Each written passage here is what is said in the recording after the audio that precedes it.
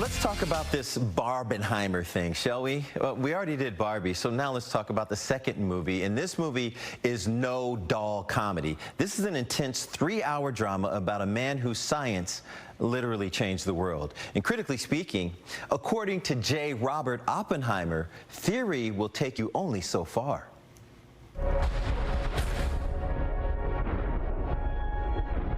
Theory will take you only so far.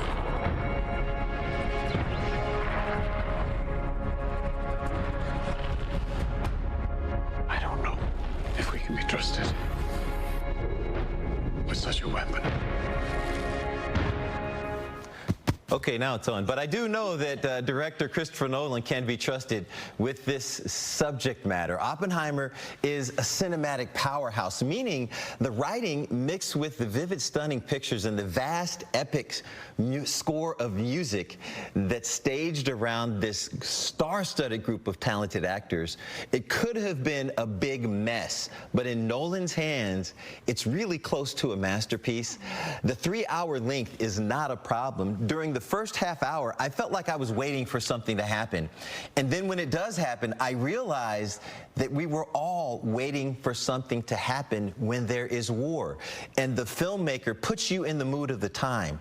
Brilliant. Now, that's after the explosion. Now, once the explosion happens, everything that preceded it and that follows it really comes together well. Cillian Murphy is commanding in the lead, but the amount of quality stars in this production is simply amazing. I'll list a few: Matt Damon, Rami Malek, Florence Pugh, Tony Goldwyn, Gary Oldman, Casey Affleck, Kenneth Branagh, Robert Downey Jr. Wow, and I can go on. I didn't even say Emily Blunt. Now, the movie has history, context, dilemma, drama, love, angst, with this surreal, introspective tone that puts you in the mind of the man who created the most destructive bomb in world history. To say the least, this movie is brilliant.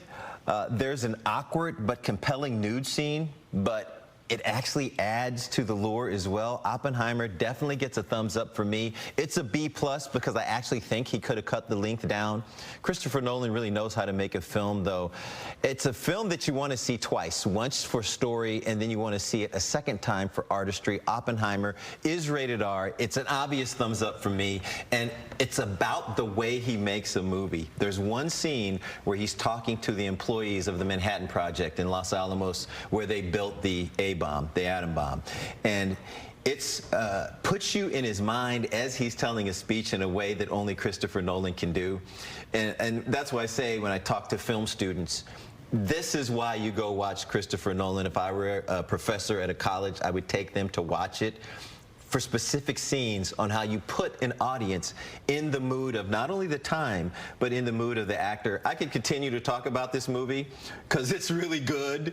It's a B+ for me. Oppenheimer is a go. It's not an A. I didn't realize how harsh you are. I know. You sold me on it, and that's still a B+. If it were 2.5 hours, it would be a solid A+. Wow. But it's 3 hours, and that's a big chunk of time for people to get around. And mind you, I just said if it were 2.5 hours, I would give it an A+. But it's 3. Robert Downey Jr. said it was the best film he's ever been involved in. Wow.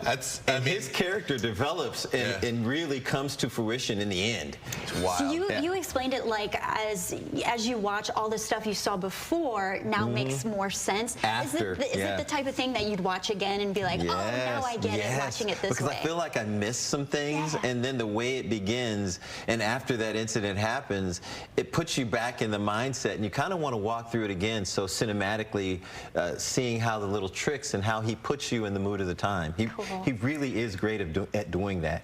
Great stuff. Yeah. By the way, it's shot 70mm. You can go see it in IMAX if you like, EMAX if you like. I recommend it, but you don't have to. Wow, Still what get a does good that time. Mean? IMAX, bigger, 70mm. No, that's 70mm. That it's just the means biggest kind of film made by man is 70mm, and he shot